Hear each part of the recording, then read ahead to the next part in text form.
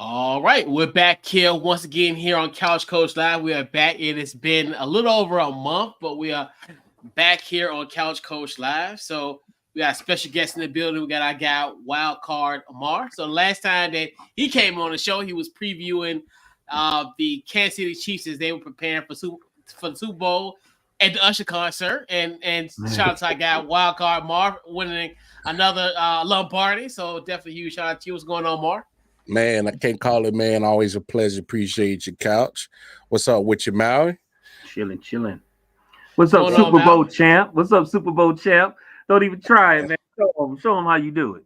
Nah, man, we just cooling over here, man. We ain't even trying to celebrate it too much because we trying to get that treat. We trying to do something that ain't never been done, dog. We on some history moves right now, dog. It's crazy, man. I'm talking to people and I'm like, man, Patrick Mahomes is special, bro. I said, it is what it is. And they like, well, if they so good and so special, why they holding? I was like,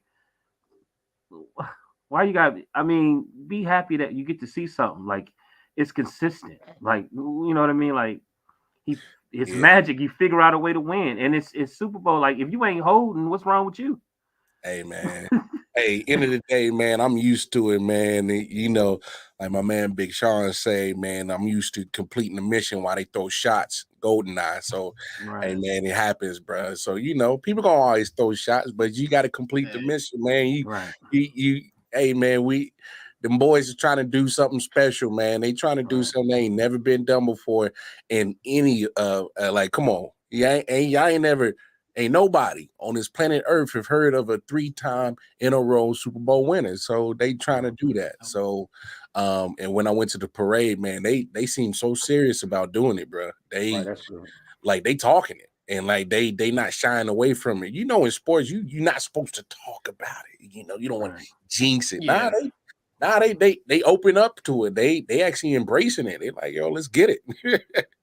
So I love the confidence, man. I love it. What's going on, Mal? Oh man, I'm good, man. Just watching all these, you know, just staying in line with some of the stuff that's going on, keeping it moving. You know how it is. Yeah, you know, like you said, and it's funny, you know, you talk about Mar as you get ready to go into the history books. So we, you know, focus tonight. Our focus tonight is gonna be free agency. And some free agency acquisitions that might put a little dent in your plans into New Orleans. So we're gonna be talking about those. Yeah, we got some acquisitions in these last 3 days now, since we've now the league new year now. We can now officially, these deals are now pen to paper. But I don't know, man. Mark, you have a tough road to New Orleans next year, so we're gonna talk about it though. We're gonna talk about some of these acquisitions tonight. So no doubt. So we'll do pretty much a recap of what has transpired the last 3 days in the world of NFL free agency. We'll talk about Kirk Cousins, your boy Chris Jones, read up. Mal, you got franchise quarterback in Russell Wilson, the 2-time richest tax player of the year. So you got him from Tuckahoe. Yeah, Tuckahoe, Virginia. Yes. And Hey, don't do me like that, man. Don't do me like that. No, I mean you got one now. No, I mean, shoot, yeah, you got one. That's a good thing. And for a fraction of the price. Hey, yo, I'm mad how Maui's ruined his eyes. Hey, man. Hey, that's my homie right there. So like, I know what he means sometimes when he say certain things. I mean, hey, he's better than Kenny Pickett. And you get him for what? 1.8 million? Yeah, we're 1.2.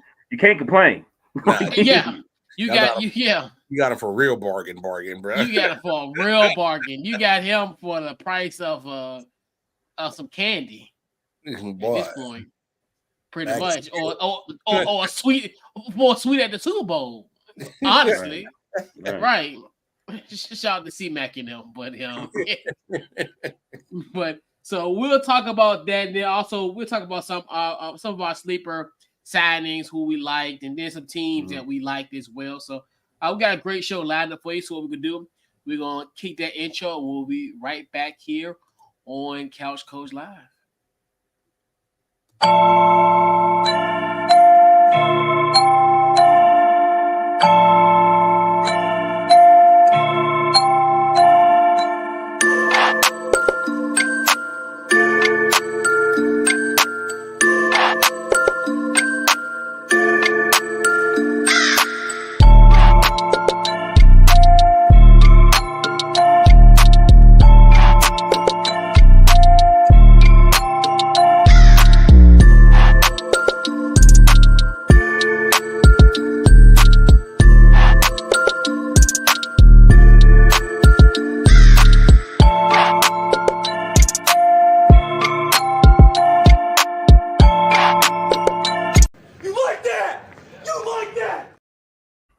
You like that?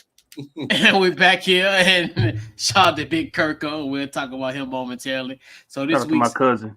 yeah, and this week's Couch Coach Live is powered by SeatGeek. Head over to SeatGeek.com. Use the promo code Couch Coach to get yourself $20 off your first purchase. So obviously, football season is over. We still also have NCAA basketball action conference tournaments. So if you want to go to the ACC tournament up DC, $20 off. If you want to go to the A10 in Brooklyn, you want to go to the Big 12 in Kansas City, wherever conference tournaments galore. And also we had a tournament next week as well. So if you want to, get some tickets there, just use that promo code Couch Coach, get yourself $20 off. So, man, the league new year, and it's funny. I came on your show, Mark, on Monday, and we were talking about some Commanders moves. We also talked about free agents because we were at a point, and when we discussed it on Monday, we were in the legal tampering phase. So, but yeah, and even with that, a lot of fluid action happened then. But now, even fast forward to 3 days later, it's still so much crazy stuff happening that's going on in NFL free agency. So the first thing I wanted to discuss is, I guess, the biggest domino. I think we was always kind of curious about where Kirk Cousins was going to go, but we did find out about Kirk Cousins. So Kirk Cousins signed a 4-year, $180 million contract. $100 million of it is guaranteed to the Atlanta Falcons. So I'm gonna go with you, Mark. First, what's your thoughts on Kirk Cousins in Atlanta? Big Kirko in Atlanta. Man, let's see how he rocked them chains down in the dirty. So we'll see what he do, man. I'll be honest about this, and I've always been a critic of Kirk, but his accuracy and his work ethic has always been there. So this is like the first time we actually seen him injured with the ACL and that little situation that he had. Here's my thing. It's not like Kirk can't get the ball to the ball players.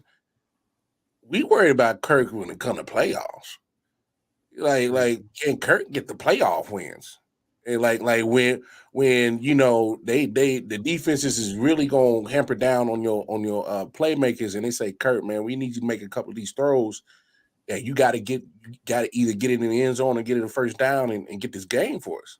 I mean, I don't know off the top of my head, but I don't remember a lot of playoff victories in Kirk's bag. So you could talk about the money. Hey, shout out to his agent. He probably got the best agent in all of sports, bro. He been getting some money for the last 10 years. He been getting paid. So the contract, and let's be fair, I think the contract is quite fair for a quarterback in the NFL nowadays, because it's a lot of incentives on that joint. But I don't know, man. I actually think because of that domino fall, I'm looking at the domino of Justin Fields. I think that it affects that one more because that's one less place that you thought Justin Fields would end up at now that he's taken. So, Atlanta went that way. But I think I saw the meme floating around the social media world where they didn't want to pony up that money to get Lamar Jackson, who's 25, 26 years old, but you giving Kirk Cousins off a season-ending injury, 36, 35 years old, that type of money, which really ain't that far from what you would have had to pay Lamar. So, I mean, I don't think they really made the right move if you talk about over the last couple of years when it comes to quarterback. But Kirk's he's not terrible. I mean, we seen what he done with Jettas in that Minnesota offense. So, hey, he'll throw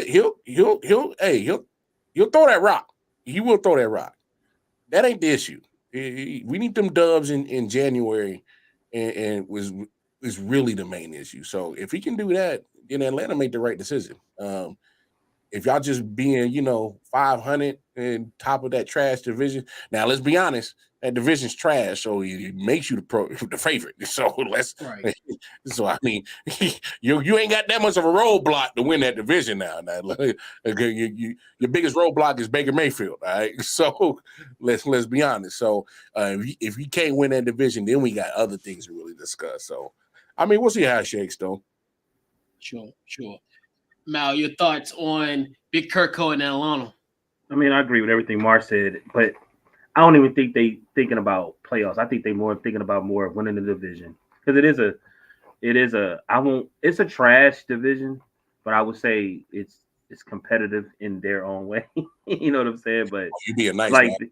word, I'm gonna be because they, the one person they won the division. What they was 9 and something.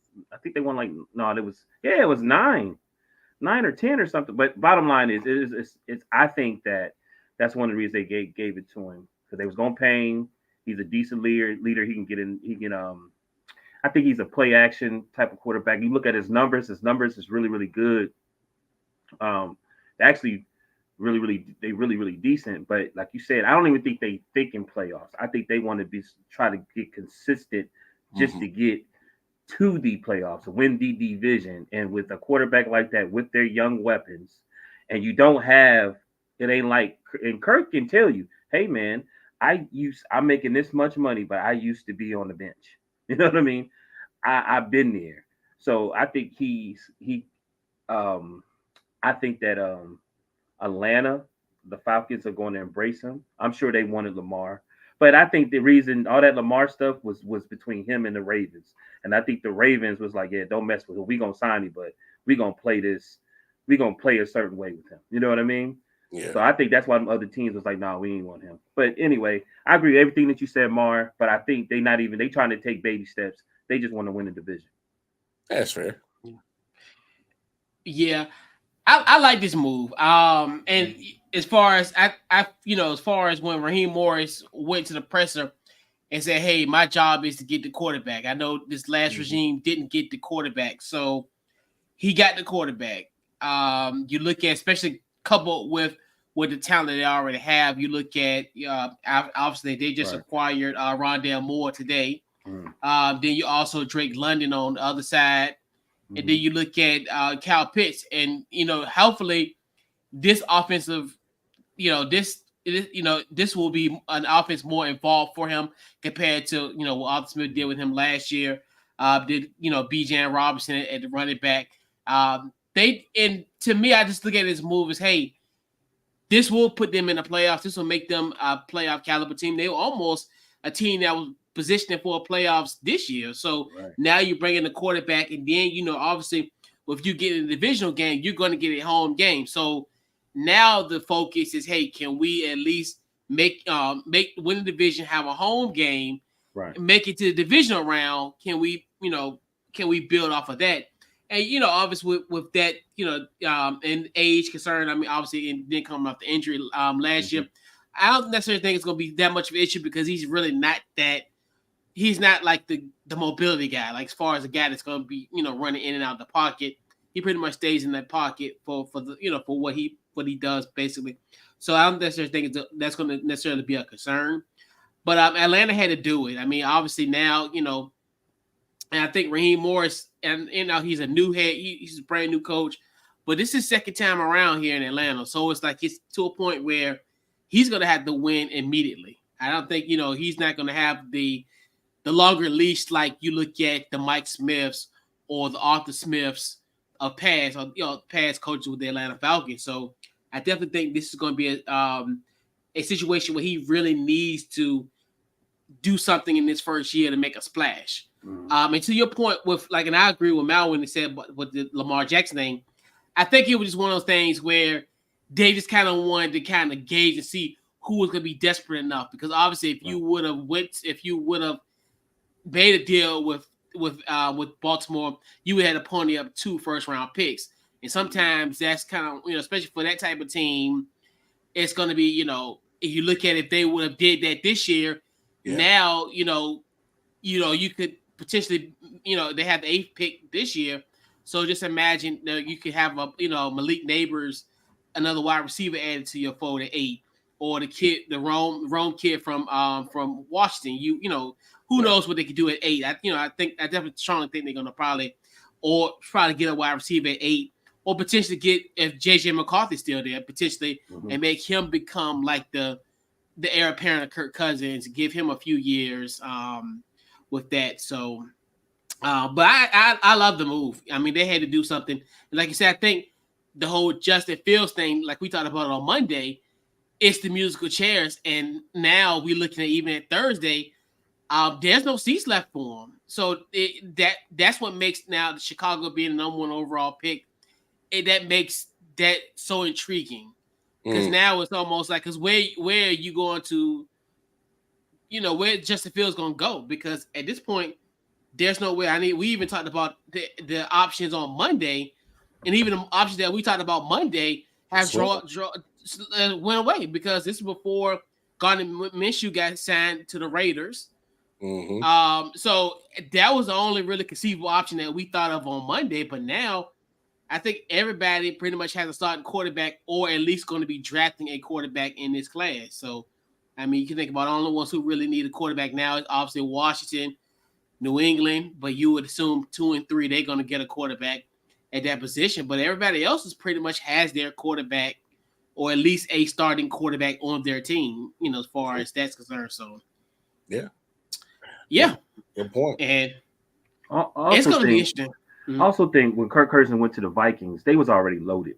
And I think what it was like 2 or 3 years, they started snipping some of the veteran players and getting rid of them. And I remember we were saying, well, they were already won 13 games. There was only one game from like a field goal away to like, actually being more successful. And then they started chipping away. They got didn't they get a new coach? Yeah. They got a new coach. And then they got rid of their running back and somebody else. And then we were like, why would they do that? They already were successful. And it's like they were starting to chip away and like they wanted to start getting, I'm talking about the Vikings, like they wanted to start getting younger.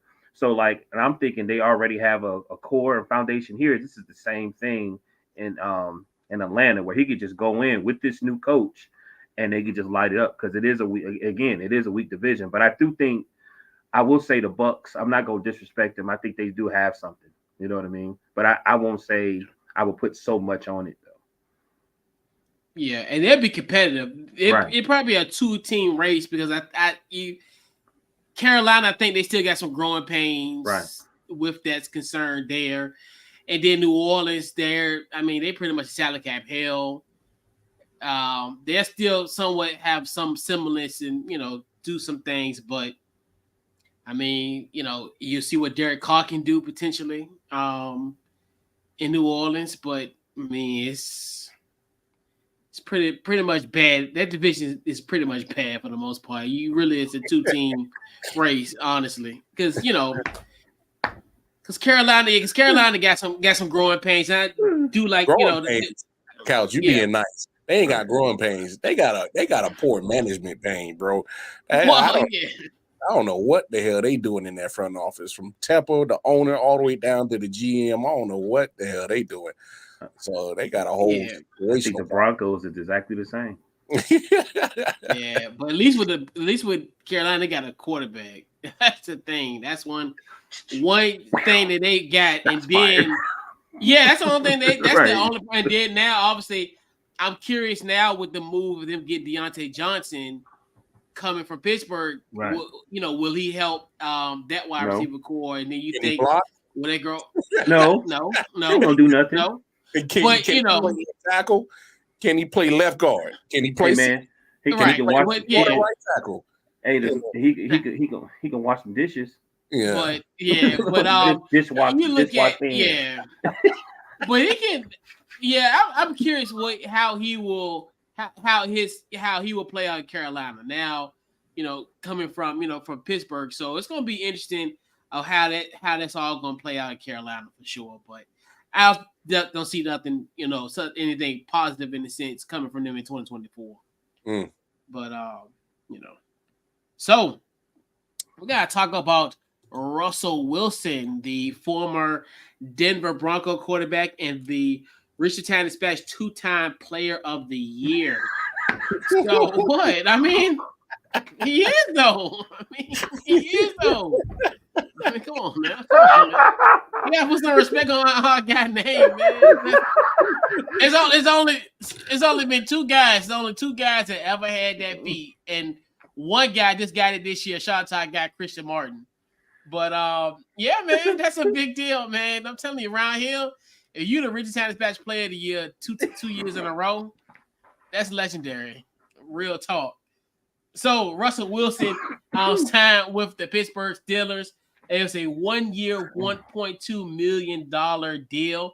The Denver Broncos, I think they owe him $38 million. Oh, Yeah. Okay. 85 over the next 2 years. 85, yeah, 85, but yeah, next year. They gotta pay him $85 million, and that's crazy. Yeah. Somebody getting fired. They It's a should. cap hit. Somebody getting fired. They should. That's yeah. If it's up to me, it would be Sean Payton.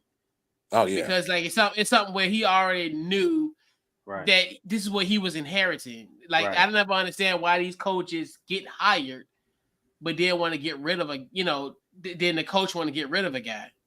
Like all that stuff is karma too, man. That's the reason why I want you to be here so you can help this person be better. And so I won't have to eat $85 million off our cap for the $85 million. It's an $85 million cap hit. Mm-hmm. Crazy. Over the next 2 years. Yeah, over the next 2 years. And it's crazy. So Russell Wilson signs with the Pittsburgh Steelers.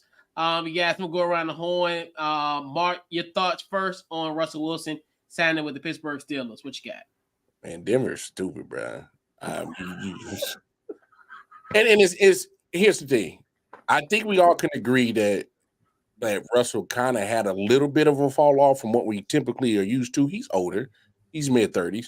But we ain't talking about like a fall off the cliff, fall off with a dude can't play no football, dog. You know what I'm saying? So Denver, and my thing is, I'm looking at Sean Payton like, how really good of a coach are you really are if you can't do nothing with a former Super Bowl winning quarterback who's been a multi-time Pro Bowler. I mean, the dude, he ain't no slouch. He ain't elite, but he ain't no scrub. Like, what are we talking about? Like, if we got Kirk Cousins getting $100 million guaranteed, Russell in that same boat. Mm-hmm. Russell in that same boat. We ain't acting like Kirk Cousins and Russell Wilson are not in the same boat. They in the same hemisphere, if you ask me. Right. But hey, that's on Denver. We don't know what the hell they doing in that damn city. I know it's Mile High City and they legalize cannabis, but damn, you ain't supposed to always partake in everything that's legal. So let's just be honest, because it's not making the decisions real smart over there.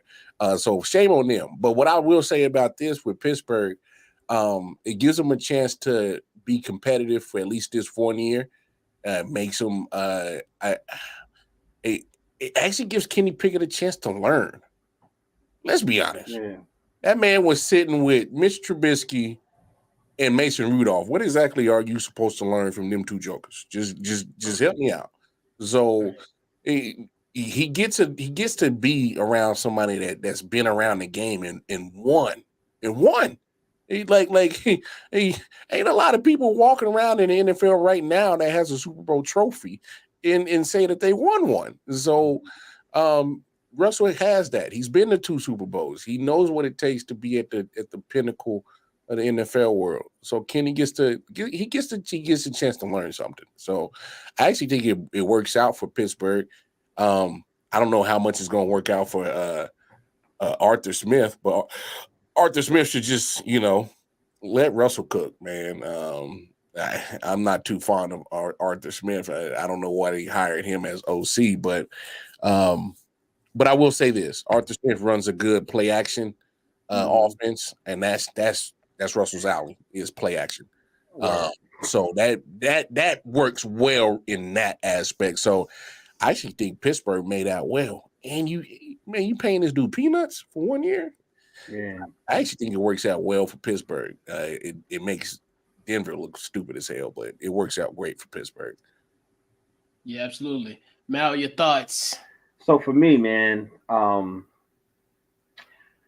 feel like we got him cheap, of course, and I think Russell still got a lot in there. I think ever since Sierra was talking to Roger Goodell when he was with the Seahawks, he's been trying to find himself, and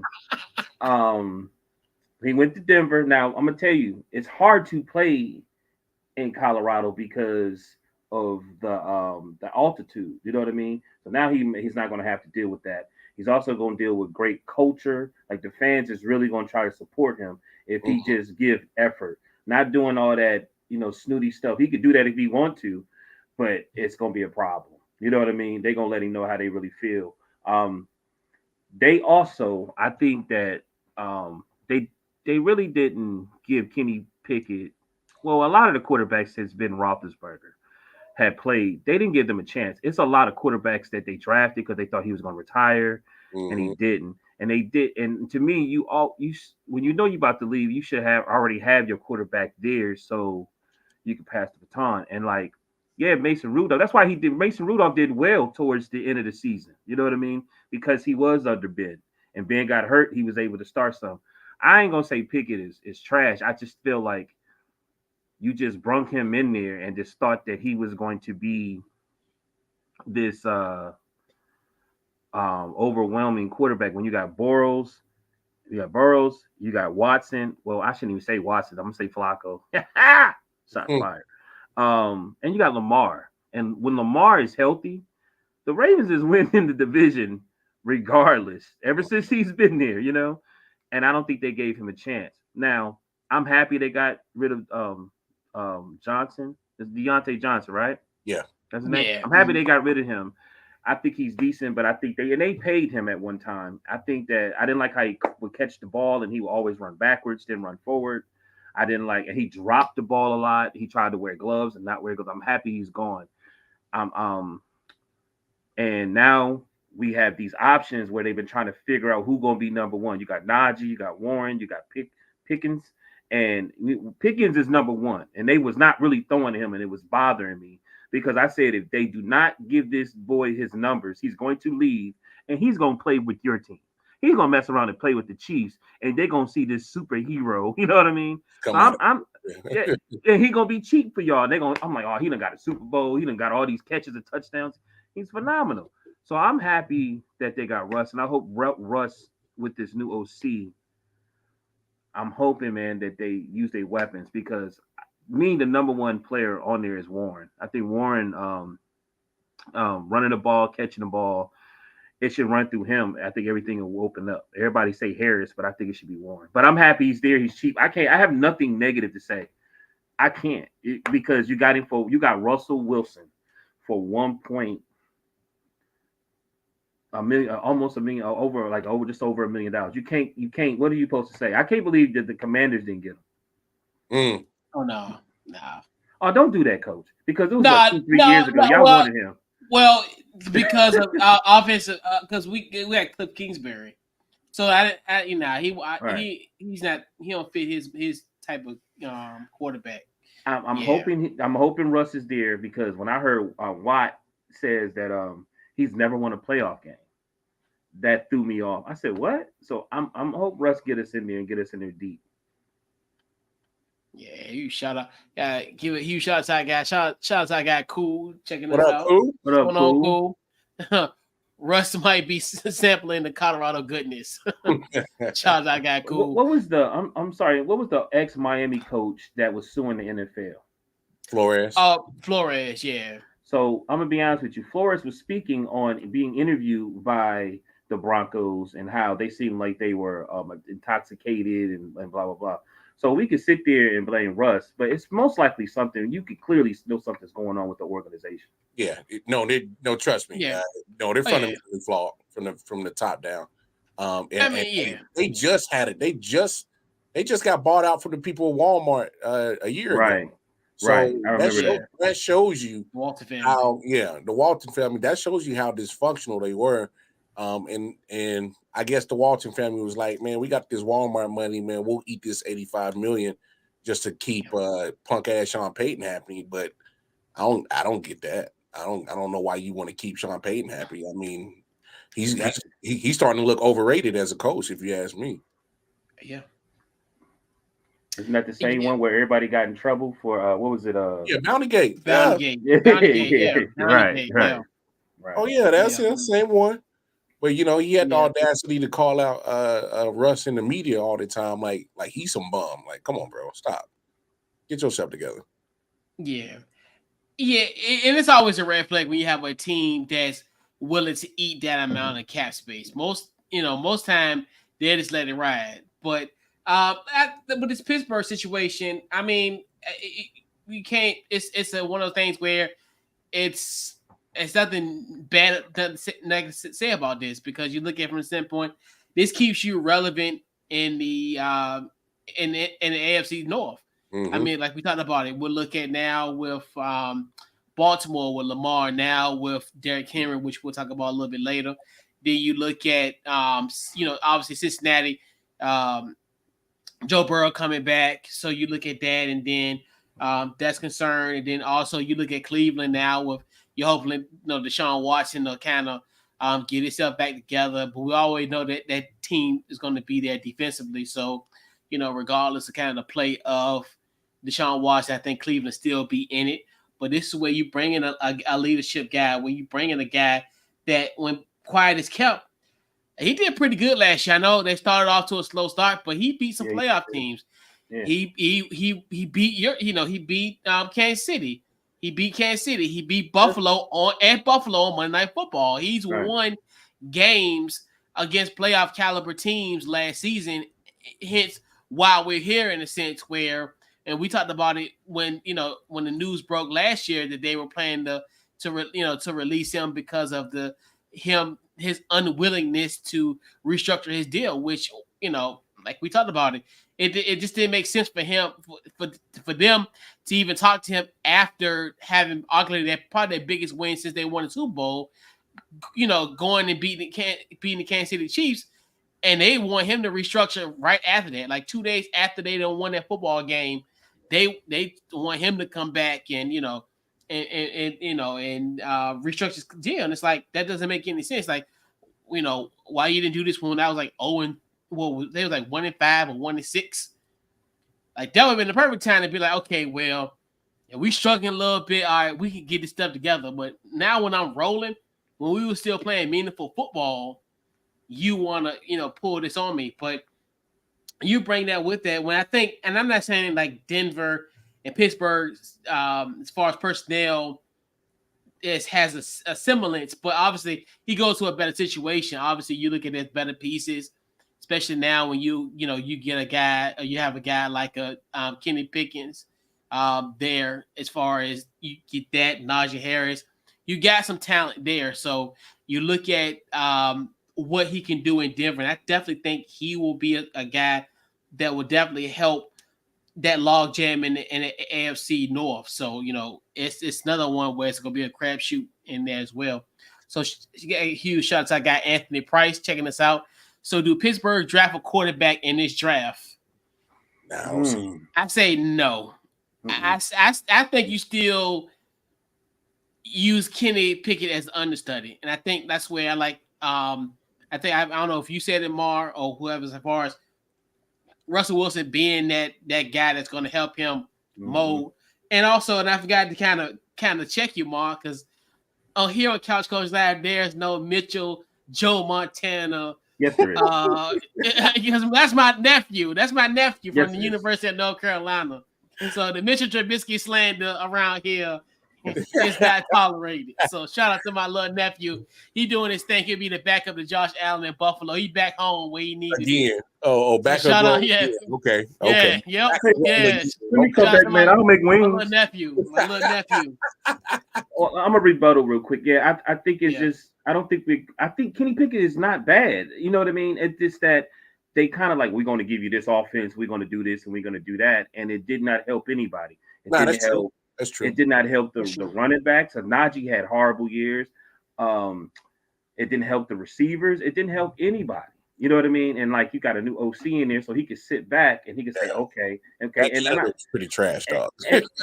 And Russ is not going to be the Denver Russ, because we sitting here. He is a VA boy, but you got the Tomlin is there, so I'm sure Tomlin gonna say, hey man, you gotta teach. You know what I mean? Because Russ, Cousins and Russ need to start thinking about what we're gonna do after football anyway. What we gonna, you know what I mean? Like, I mean, damn, y'all been in for a minute. I said 2012. You know what I mean? Both of them. I was like, well, damn, y'all been in for a minute. Now, when are y'all getting paid? Yeah. Yep. Same draft class. Yep. And it's funny that Russell Wilson, 3rd-round pick, and then Kirk was a 4th-round pick. So, and it's crazy to think all the guys because Ryan Tannehill has got. Did he sign with anybody? No. I don't think he signed with nobody. So you look at that class of 2012, it's like they really pretty much it, between the 3 of them, because everybody's gone from that class essentially. But yeah, I definitely it's gonna be a great move for Pittsburgh, and now, like I said, it'll make them extremely competitive because they was already a playoff team. Right. Now you add to a guy with that type of experience, and you have a coach that respects him. So just imagine when he's in an environment where he's respected. Mm-hmm. Look at how this whole being how the role of him being disrespected. So I think he'll thrive in this, and and that's another thing where the crazy thing about Russell Wilson, he quiet as kept. We could be sitting here this time next year. He could be getting another $100 million deal next year. Because I guarantee you, if Pittsburgh can if they can move past the wild card round and they're playing a divisional playoff game, somebody gonna pay him. Hell, I think even if Pittsburgh made the playoffs, they might somebody gonna pay him. Yeah. There's gonna be a team like Atlanta next year that's gonna be that think they're a quarterback away. And so trust me, this ain't the last train. Like, this is the ultimate bet on myself where he could be making some money. He could be making some money next year. For sure. I'm trying to take my team. Like, what team? Like, what, the Vikings? I don't know. That's the thing. It's to be determined. Hey, Couch, and still almost get about 55 from Denver. Still that they still owe him. Yeah, exactly. So that's how everybody. I know people's like, oh, I feel bad for Russ. Oh, don't feel bad for Russ. Russ is going to be fine. Trust me. It's 1 out of 32. He's gonna be counting ducats for the next couple of years, like it ain't nothing, dog. Trust me. So truth be told, that means we both need to be given a standing ovation to the last 2 2012 players, because they really hustled the game. If you really pay attention to it, they really did. So like a lot of these, I think an example, a lot of these quarterbacks and players should be looking at them like, because if you pay attention, Russell Wilson is the type of guy people was calling him a simp and corny. He can't be that much of a simp and corny. You know what I mean? Call him rich too. Right. And then you look at Kirk Cousins. Kirk Cousins, a cool guy and blah, blah, blah. And he just played, he hustled this, Yeah. And most of that's more so like that off-field persona in a sense. Right. But as long as you know how to throw the football and know how to manage your offense, you will get paid. That's the thing with, and just this day and age, man. It's just, we all know when it comes to, you got to have a quarterback. If you want to be successful, you got to have a quarterback. And at this point, quarterbacks are at such a premium where even a guy like Kirk Cousins, I would say maybe like top 15 quarterback in the NFL. That's right. He will command that kind of money. So he's on that teetering on that average. If average is 5, he's 5.2. Like in that scale. So I mean, and that's the thing where, and you look at that quarterback, right? And you look at that quarterback play. You look at how they had a kind of a terrible situation where they were going back and forth with Desmond Ridder, that's now in Arizona, right? And then Taylor Heineke as well. So it's kind of one of those where you're going to get in Arizona? More production. No. Just Heineke still in Atlanta? Is Heineke still in Atlanta? I think he's still in Atlanta. I think he's still on the depth chart. But yeah, because Desmond Ridder got traded to Arizona today, right, for Rondale Moore. So yeah, so I think it's funny. We'll talk about I think arguably we talked about some moves, but I think probably ultimately the biggest move is got to be this Chris Jones resigning. I mean, thank you, Jesus. Woo. And we all knew, and we talked about this even when he was out there game 1 against Detroit in opening week. Like, hey, they're gonna have to sign them immediately. So Chris Jones read up for another 5-year, $158 million and $95 million guaranteed. So, Mar, I know you by far the happiest person on the panel. Your thoughts on your boy Chris Jones staying in KC? Hey, man, I was thanking Jesus. I hoot and hollered. I ran ahead and ran track like I was part of the track meet at the Baptist church because I was so happy. No, literally. Yeah. In all sense, man, Chris Jones is one of the you don't have him on this Chiefs team, they don't win these 3 Super Bowls in the last 5 years. I'm just being honest. Because he's made some plays individually that has kind of, changed the momentum of football games. But he's a big corner piece of that defense. And especially this year with the defense pretty much leading the team, which I thought I'd never say with Patrick Mahomes as quarterback. The defense led that Chiefs team this past year. And he was a big part of that. Look at some of those plays he made in the Super Bowl that made Brock Purdy throw the ball earlier than he had to. And literally had dudes open for touchdowns. Literally. Right. So, look, I get it. We love linebackers, cornerbacks, safeties, and all that stuff. Hey, man, but game of football is won in the trenches, man. And it's the type of dude you want on your team in your trenches to go after the quarterback. Trust me, I'm glad he's on my squad, and instead of going against him. I would have hated to see him in another uniform being a roadblock of taking my team away from winning another Super Bowl. Chris Jones is a roadblock, literally, physically, literally. I'm talking about dude will wreck your offensive game plan in a heartbeat. And you got him at 29 years old on this 5-year deal.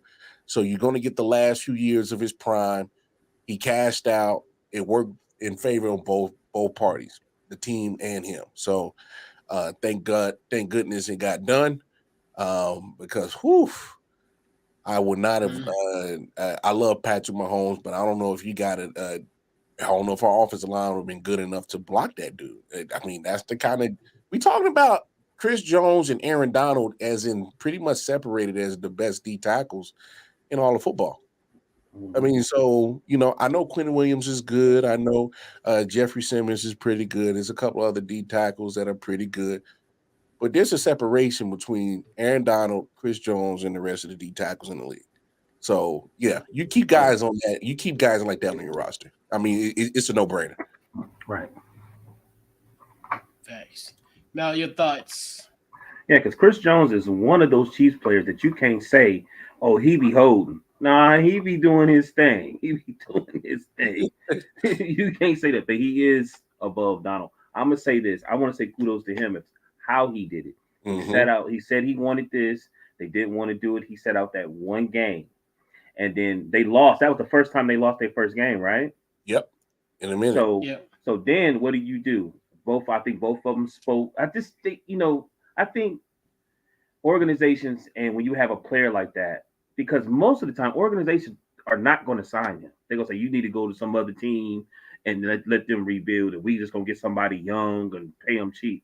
But when you're trying to build a dynasty, you know what I mean? And you're trying to do something special in the regular, you're going to have to spend a little money, man. Got to. You know what I mean? And then you're like, okay, I'm going to pay you this, but I need for you to do this. That's why you have incentives and things of that nature. So kudos to him. Like Russell Wilson, like Kirk Cousins, he came back and played all year. And y'all had a rocky year. But when it came to the playoffs, y'all did what y'all was supposed to do. You know what I mean? And if also this, if you really pay attention to the league is a lot of young quarterbacks.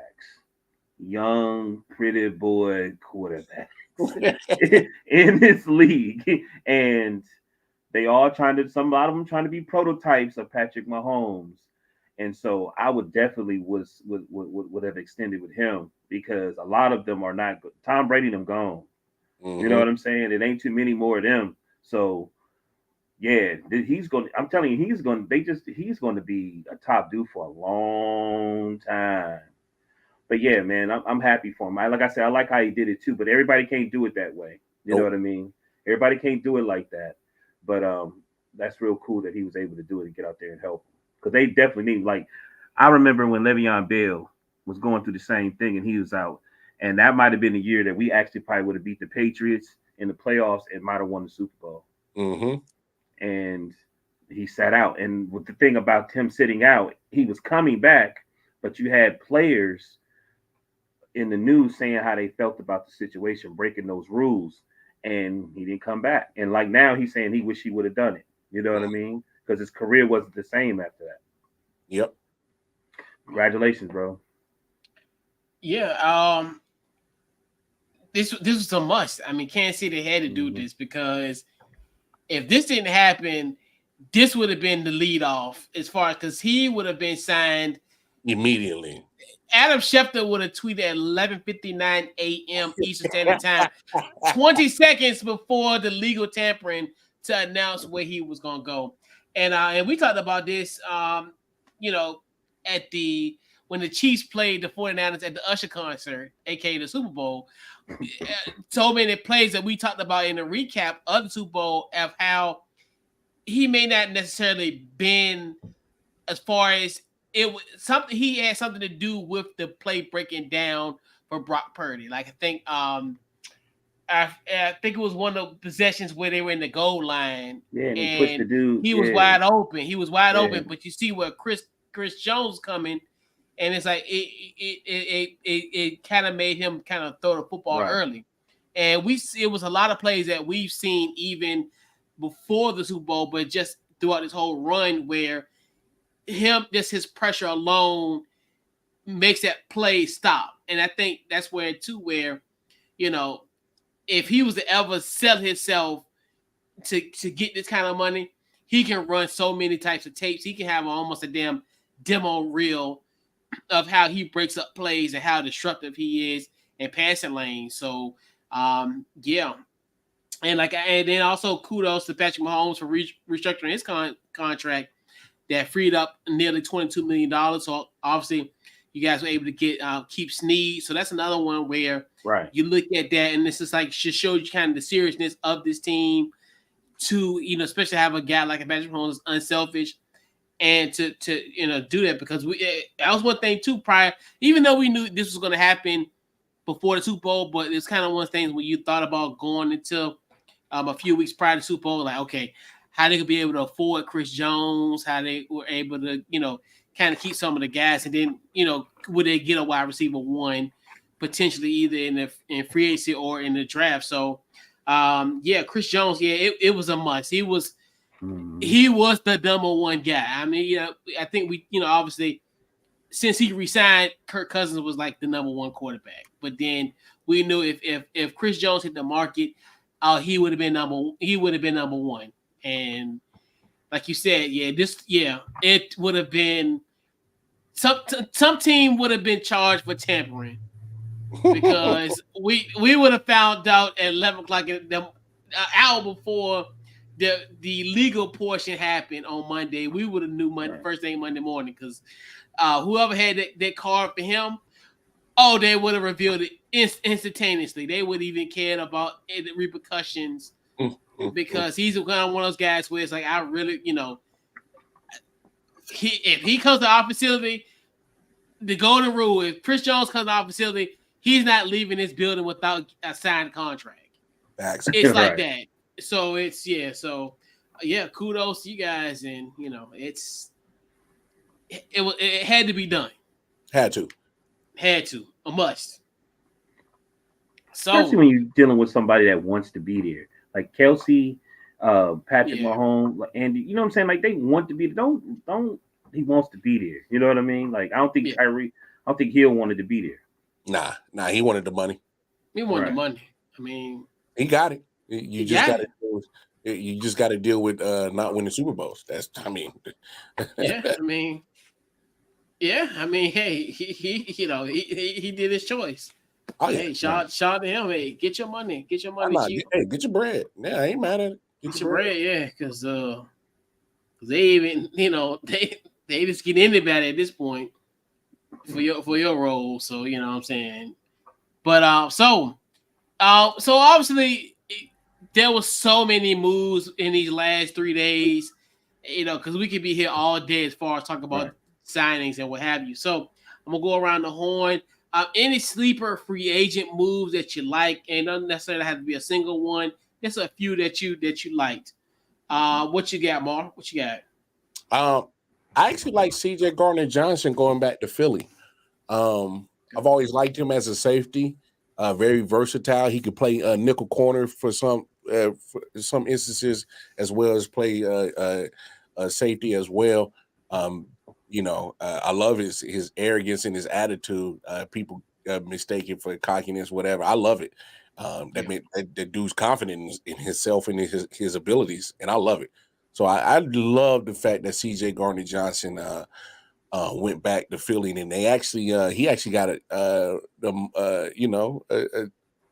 least a raise for him. It looks like the safety position is starting to get devalued a little bit in the NFL, but for him, he finally got a 3-year, I think it was like $33 million deal from Philly, because he's been playing on pretty much 1-year deals the last couple of years. But no, definitely I love what he did. Here's another move. Well, I don't want to say one move, but I would say a team. Houston is trying to get it, dog. Houston is trying to get it, dog. I mean, I don't on defense and offense. The trade to go get Joe Mixon, and they gave him a little money, and then they go and get Daniil Hunter, and then they didn't, bro. They are trying to get it. Yeah. Houston ain't playing around, dog. We'll get that on the next one. Hey, Mara, we can, because, man, you taking all my stuff. It's like, man, like, I was like, we might be, but I know what it is. I know what it is, Mara. We paying attention. We seeing what's going on. And I said it last year. When you have a player coach like that. I'm sorry, go ahead, coach. Yeah, because we'll talk about the teams on the next one. Right. So, we get that one, Any other sleeper ones you got, Mo? Nah, that's pretty much it, man. Okay. All right, what you got, Mal? Like you said, I got the Texans Donnell Hunter, and I got with Jeff Okudah, yeah. Matata. But then, like they said, he really didn't do it. Like they were saying this, I was watching. They was like, this is a good one, but he's had a few issues. But when you have a coach like that, just like Tomlin, you can actually coach them to do better, especially when you feel like you trying to, because Texans is another organization that is trying to change the culture. Mm-hmm. You know what I mean? And so I believe this defensive coach that came for the 49ers, that's with the Texans, is did he win coach of the year? Or was that Dan Campbell? No, Kevin Stefanski. Yeah, Stefanski did. Stefanski one, okay. Yeah. So so they doing their thing. They listen to each other. They trying to, because they mess around and be like the, probably the best team in the NFL in Texas. But that's easy. You like that, don't you? But I like the Josh Jacobs move. But I also put of course Russell Wilson. I had to put that on there, and I put Derrick Henry also. And then this one's a little different, but the Lions extended Campbell and the GM. Mm-hmm. And they only 3 years and they 6 deals. So I thought that was a big signing also. You know what I mean? That's and smart. you have to be kudos to that, because they changing the culture also. Mm-hmm. You know what I mean? So you got to give them to them, Mm-hmm. That's what I got. Great points. Yeah. So I got a few that we already talked about. Obviously the Joe Mixon deal, him going to Houston. Obviously that, and then Dalton Schultz. I think that's another sneaky one where you start to see CJ Stroud getting some more weapons. Right. Obviously, you get Mixon and also Dalton Schultz add to Bobby Slovic's offense in Houston. Derrick Henry. That's another one where I love that move, that signing. Obviously, I think that's one where quiet is kept. If they would have had Derrick Henry in the AFC Championship game, we could be talking about Baltimore and San Francisco. To a point where I think he's going to be one of those where I think he can be a guy that they can just tire out of defense in the fourth quarter. He can almost be like your from a baseball term, like almost like a relief pitcher in the sense where, hey, you get them on third downs and also on in fourth quarter, kind of wear a team defense down. Obviously, definitely with that running ability that they got in Baltimore. I think the one I really love is, we really talk a lot about the Houston Texans, but there's a team in this division. I think Eric Armstead, him going to Jacksonville is a huge deal. And then coupled with you got Josh Allen, pretty much on the right side of that line, and then he's on the edge. I definitely think they're gonna have some situations where you're gonna have pressure on both sides, and that could be a nightmare situation for opponents for Jacksonville.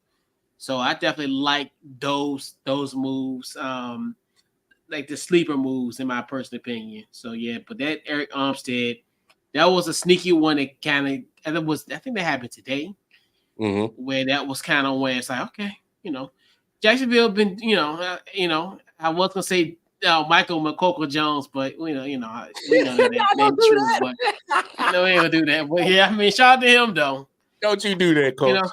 The little child model from Duval County, he's back home. So I gotta show y'all. It's a picture of him. He look like he on like a Sears catalog. Like he's like 6 or 7 years old. It's so funny, man. Look at this dude looking like the Duke of Duval. But so we gotta go into our teams that won the free agency thus far, and as we record this live on Thursday, March the 14th.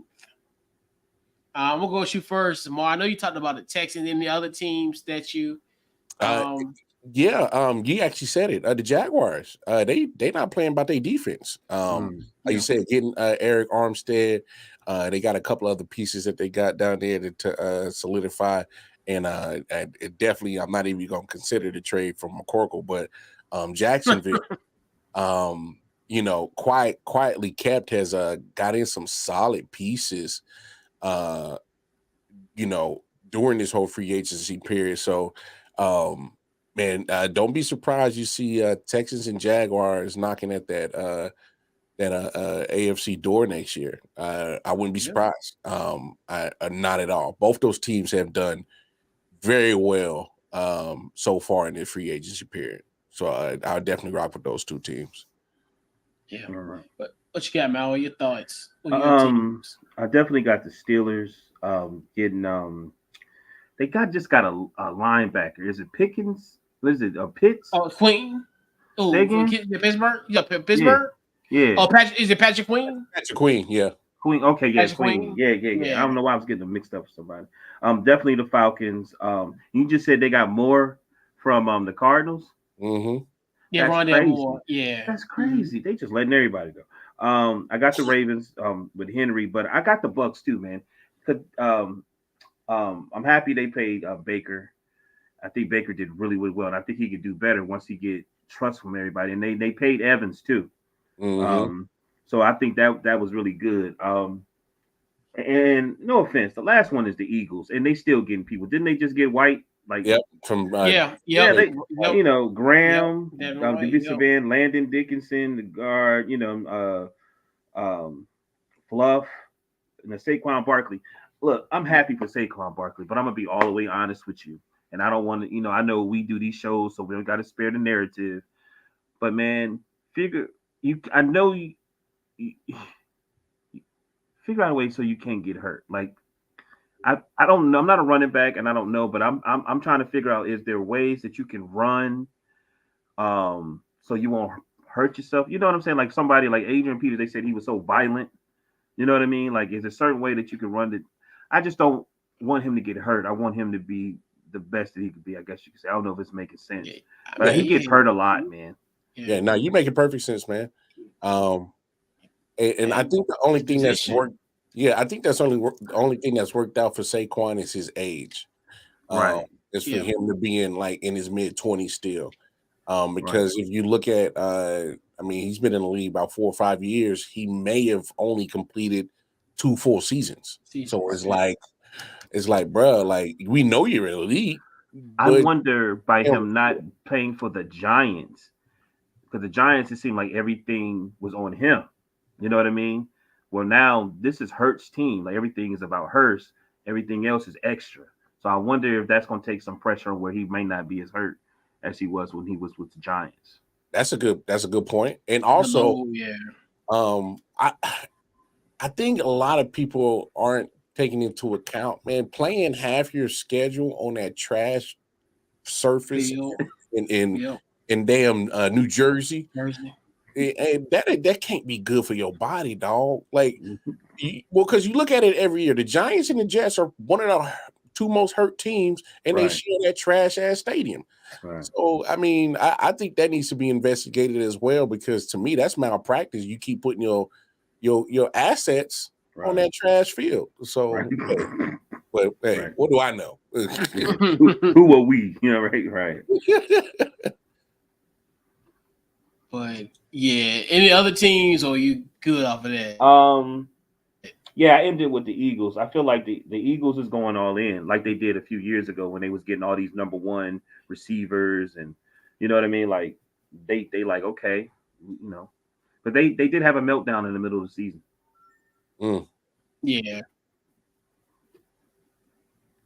Yeah. So mine's I mean, obviously, we talked about the Texans. I know, as far as we kind of talked about that, I also looked at the Steelers, but I will inject some bias. It is what it is.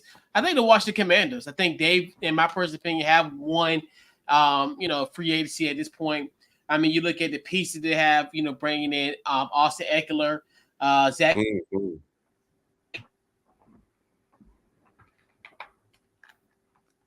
Freeze couch as a tight end, Badadish. That's the I'm here. You hear me? Yeah. Mm-hmm. You hear me? Yeah. Okay. All right. So yeah. So we're talking about So Tyler Biadasz. I got it right now this today. And then you look at what we're doing now. As far as I know, we losing Chase and Montez. Now I think we've replaced them with two guys. Obviously, first is Dorrance Armstrong from the Cowboys. Last year he only had 42% of the defensive snaps. Had 7.5 sacks. So you look at that. Then on the other side, we bring in Cleveland Farrell. So I think you shore up those two in a sense where you get that there on the bookend, and then bring in Bobby Wagner and also Frankie Louvu from Carolina. So you look at so you look at that where now we have an established linebacker core. You bring in a guy like a Bobby Wagner where he will, no pun intended, he will command respect in the locker room. So you look at from that standpoint, I definitely love what they're doing now. And I always think to myself like, damn, we really could have had this type of linebacker core. Definitely now you add him and then include like a Jamin Davis where he's gonna be another one where I think he's definitely gonna benefit from this Joe Vitt Jr. defense there. So then also Jeremy Chin, I think that is concerned. And then I think if we were to get Tyron Smith, I think there'll be cherry on the Sunday on top of a Sunday. So I think I like the moves with Washington because I think what they've done, they've acquired talent and they're on short deals. So it's not like nobody we really have signed to a long-term deal. So it's kind of one of the things where, hey, if it works out this year, maybe you come back, in 2025. If not, it is what it is. And I think that's one thing where I think it definitely sets us up for the draft where, hey, we can just get the best available instead of kind of focus on need. Because I think most of our needs have been, in a sense, been met in the sense where I think, you can go into the draft, okay, like if push comes to shove, if there's a guy and that we look at Friday night, okay, do we need to get a tight end? Okay, or we just get the best available, not based on our need. We just get whoever's the best available and we plug them in and what have you. So I love what they've done in free agency. And they have, and it wasn't the sexy moves. I think obviously in the Dan Snyder era, Vinny Serrano era, those type of eras where you would see them making a splash. Like we would be the ones that would pay like a Chris Jones $200 million you know, or we, I mean, us on that sort, or You're you right. know, we pay like Sam Donald like $150 million and 120 guaranteed. That's what they would do. I mean, that's what if we look at this team, maybe 20 something years ago, this might have been the situation. Yeah, because Dan had one in football. It was right, and just like I guarantee you, we would have paid Miko Hardman like we paid Antoine Randall that year when they won the Super Bowl in Detroit. When the Steelers won that year, he just threw that pass. And it's like, how the hell he got? At that time, he was getting like $19 million, which that was what 2006. That's big money. So it's like that's big money back then. That's almost like damn near Calvin Ridley type of money. Mm-hmm. At this point, as far as how the NFL is, now 18 years later. But yeah, I love the moves that Washington's done. I think this just shows like the commitment of, they want to win. And I think, especially like you said, come back with what Mal was saying as far as with the Steelers, not Steelers, the Eagles, where you look at what they're doing. Okay, you got Saquon Barkley. You need to pause. You need to beef up that defensive line. So you get, so you bring in those type of pieces. You bring in, you bring in those types of now, you bringing in a Devin White. Okay, now, I'm not saying like Zach Ertz is going to be like the to equal that, but now, okay, we need to get some more tight ends, get some motion going. So, that's the thing I'm, proud of all the teams. Hey, you seeing other teams make moves, we need to find ways to combat their moves. Right. So, hey, you bring up some good points, Couch. I've been seeing the moves that the Commanders have been making. They're not, like you said, they're not big moves. They're feel the needs of certain positions moves right now. And you guys got a lot of players that's going to try to, turn that defense around, which was pretty much your biggest Achilles heel off of both sides of the football last year. So, hey, man, hey, don't feel bad that you picked the home squad. I actually think that y'all done pretty well in the free agency, man. Yeah. I'm actually happy you did, because I saw them signing a lot, but I didn't look into it. And you got new ownership. Like it's a new era. I have a question, if you don't mind. Can I get 2 or 3 teams from the both of y'all that y'all feel like y'all disappointed that they do as much as they should? Well, Cowboys is one, but that's to their own fault because they always overpay their own players, and they can't make no moves in free agency. Right. That's one. Obviously, Denver's got to be one of those teams because they're just abysmal at business right now. Right. And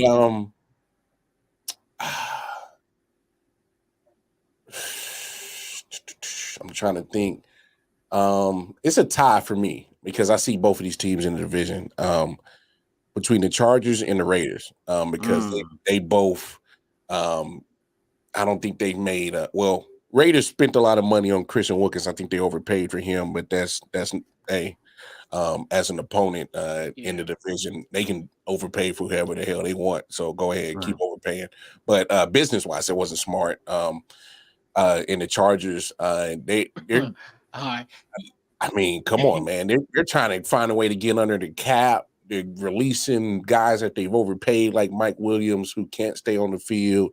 They got old superstars like Khalil Mack and Bosa who are restructuring just to get under the cap and keeping them on the roster. So they're not even, trading them or moving them all. They restructured to stay on the roster. So your defense is getting older and slower. It's not getting younger and faster. So those are some teams that I just kind of think that I don't think they've done enough to kind of help their situations, but majority of those teams are just because they are bad at business. Like, don't get me wrong, Cowboys are good at business as in making money because Jerry Jones is a businessman, but he's bad at business because he'll turn around and give. He's going to extend back. He's going to do it, and it's going to be at a huge cap hit, and it's not even going to make any sense. And his cap hit is already huge. I think his cap hit is what, 60 million or some shit like that. So it's not going to make no sense. CeeDee Lamb wants to get paid. Michael Parsons wants to get paid. And guess what he's going to do? He's going to overpay for both of them.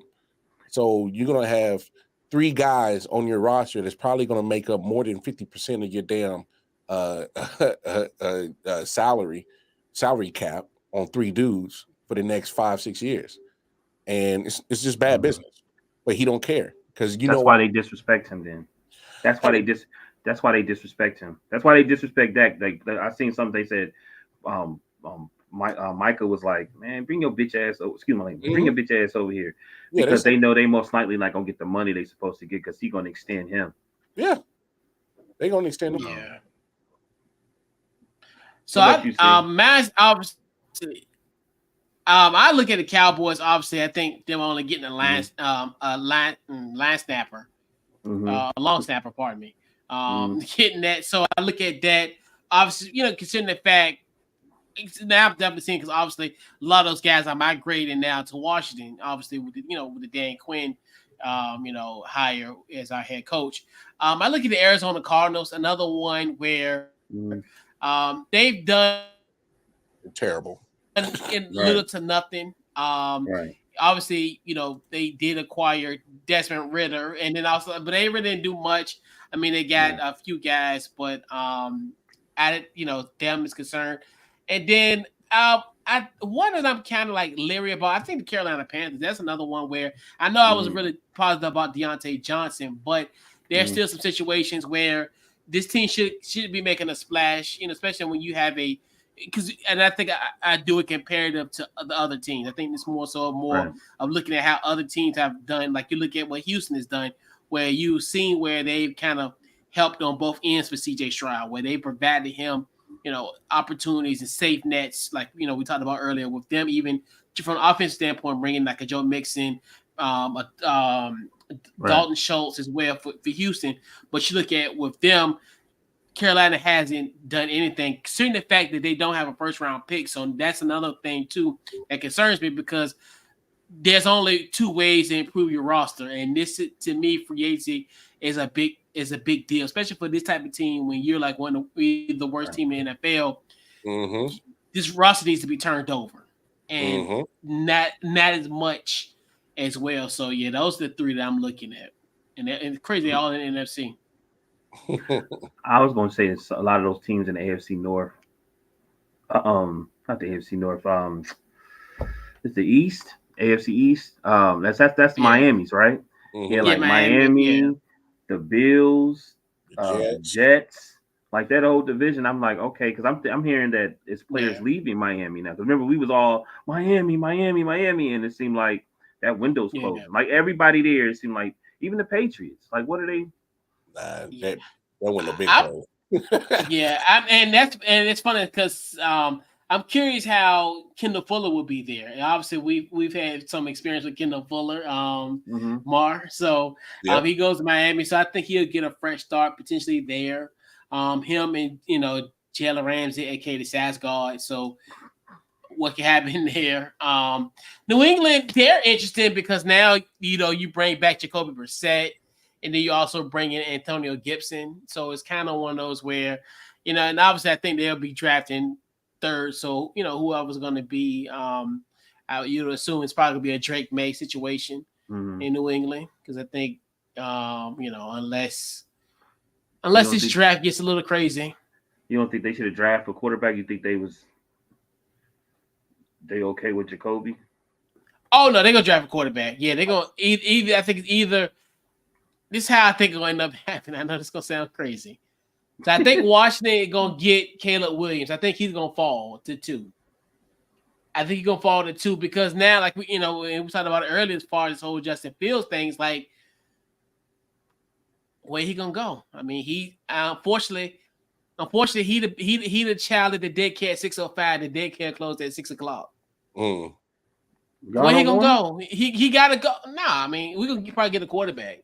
I know. But you think about it because the fact of that, because you have to pay Justin Fields, Kirk Cousins kind of money next year if he's successful. Oh, okay, I got you. Yeah, so and that's I think why a lot of people might be a little leery on that because because you would assume if you were going to trade for him, you're gonna pick up his option. You have to pick up his option. Yep.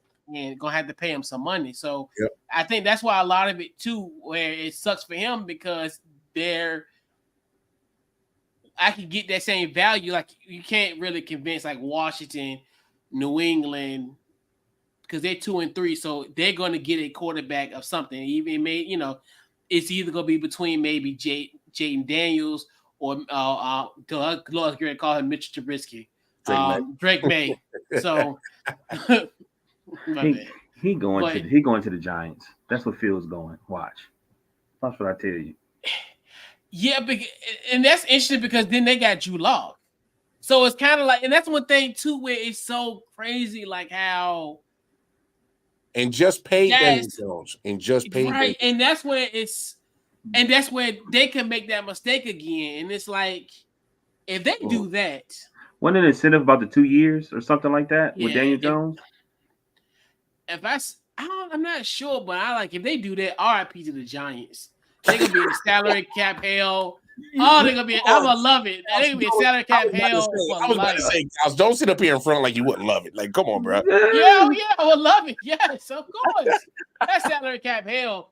Even though they got Brian Burns and Kayvon Thibodeau, but Lord, the defense gonna be a problem. But that offense, you ain't got to worry about nothing. You can go to bed on the Saturday night and don't even have to worry about that offense, especially now without Saquon. That's the problem. So they got to pay him. So wherever he go, he got to get paid, huh? Yeah. Wow. More than likely, unless you at least within the next 2 years, you're gonna have to pay Justin. Because you'll have to pick up his option, and then you can franchise him in 2025. Nah, you don't franchise quarterbacks no more. That's cap. Well, yeah, I mean that's true. That's true. You don't do that no more. But yeah, that's business suicide. You can't. That's true. That's true. I forgot. Yeah, you can't tag these quarterbacks, man. They says the guy who franchised the quarterback twice. Right. He was the example. We started that. But what's the name? I know somebody was saying that when they did the contract with Daniel, that it was incentive after like 2 or 3 years they could do something to the contract if he don't meet the requirements. Something. Yeah, they could tear it up. They probably tear it up. Yeah. Well, they better get ready to tear it up because. Yeah, because it's gonna be because even with the Raiders, that's where it's like. Because a part of me still think they still like Aiden O'Connell. So it's like, and you're thinking that Gardner Minshew going to be the backup there. So it's like, but obviously that's a Josh McDaniels guy in a sense. So yeah, what can and I know the Raiders going to try to pony up to get Jaden Daniels. So it's kind of because obviously the relationship between him and AP. So yeah, that's why. I think these next we got about 5 weeks before the draft. What's up? Almost 6 weeks. It's gonna be really intriguing. As far as who's gonna move up, who's gonna pony up to get to Chicago and get their guy. Because I don't know. I think there's a few quarterbacks that's not gonna be there. I think people are gonna start looking at Kyle Murray. People are going to start going to Miami and look at that quarterback. It's a couple quarterbacks. People are going to start saying, okay, we might be time for us to move on. Yeah, and that's crazy about this draft class because they even saying J.J. McCarthy is going to be maybe a top 5 pick, which is me is unreal. That's wild to me. I was like, I know I understand what people are saying. It's kind of one of the things. I understand that. No. I'm gonna lose to the point. Drug dealing. I'm gonna lose to the point. I'm gonna lose to the point though. It's like I only get this because I'm hearing what people are saying, but what I have seen of JJ McCarthy does not scream first round draft pick. Unless he has a 85 Bears S type of defense like he had in Michigan. Because he did not carry that team offensively, and I don't get there's been rumblings, so I'm gonna hear the rumblings, but my eyes tell me for what I've seen. Oh, of course, is no if I'm in a situation like I think who picks fourth, like if I'm in that 5 to like 8 range, like where the Giants at, I'm like, trade me out, get me out of here. I'm like, get me out of here, like, because for him to even be slotted like that, because there was even rumblings before the combine was like, well, okay, he might be a first round pick, but now people saying he's bought. Like after the Senior Bowl, people were saying like, oh, he might crack into the top 15, and then all of a sudden they're like, oh, he may not even he might get drafted in like one of the top 5 picks. I'm like, huh? But it's wow. I can, like I said, I all I can say is I hear these things and I hear it from people who are way above my pay grade, but my eye test is like I don't see it. I feel you. It be like that, but you know how it is with the draft. It's always these years. Somebody comes out and just becomes this all-world type of person. All-world. They can't miss prospect. But yeah, so that'll be an interesting storyline for the next few weeks, and who's gonna kind of pony up and with Chicago, and they could get the best deal, and where Justin Fields gonna land. I think, like you said, that's gonna be the major thing because now, like I said, he ain't got no home. he the kid at the daycare past 6. Tell him to call Bill Belichick. Say, hey man, what you trying to do? Why don't we meet up somewhere, man? I know there's like nice little coffee shop over here, man. We could build something. That's wild. XFL. You know the new Madden coming out. Should you try to play? Because I don't even think if there's an even situation, like even from a backup perspective, where he can go. Yeah, but he's not even in my mind. Right, and that's the thing where, and that's that right, and that's that Louis Riddick. I confess. So so that's me hearing Louis Riddick talking like we know as far as him being back, but I was like, no, he's capable of being a starting quarterback in this league. Like he has shown that. Like, trust me, I've been there, done that, and watched it on a Thursday night. The kid can play. He can play. I'm shocked. Unfortunately, like I'm like sitting here. One of the main things that he can outdo my man in Carolina is because he's tall. Yeah, and he's athletic. Bryce Young is short, and that's part of his issue. Yeah, they were saying like, and I'm. Yeah. I don't know. That's why I like more like. That's why I like as far as it just sounds crazy because like people compare him to a backup, but then you got a guy like JJ McCarthy who was pedestrian at the quarterback position last year in college. Mm-hmm. It could be potentially somebody facing that franchise. Yeah, that's why I this time of year just give me but we're gonna round it out too. So we'll put a bow on tonight's Couch Coach Live. We'll go around the horn.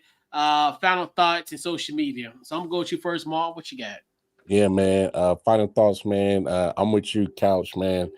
Let's see what happens with Justin, man. Them seats is drying up from them quarterback positions. So we'll see what's up. But hey, man, I always appreciate you fellas having me on. Y'all know where to find me, man. Going over to my Twitter account, KC Wildcard Mar. That's where I post all my stuff that I got going on. But primarily find me on I.O.W Sports Network, man. Flapping my gums somewhere about some kind of sports anywhere, man. But hey, man, appreciate y'all fellas, man.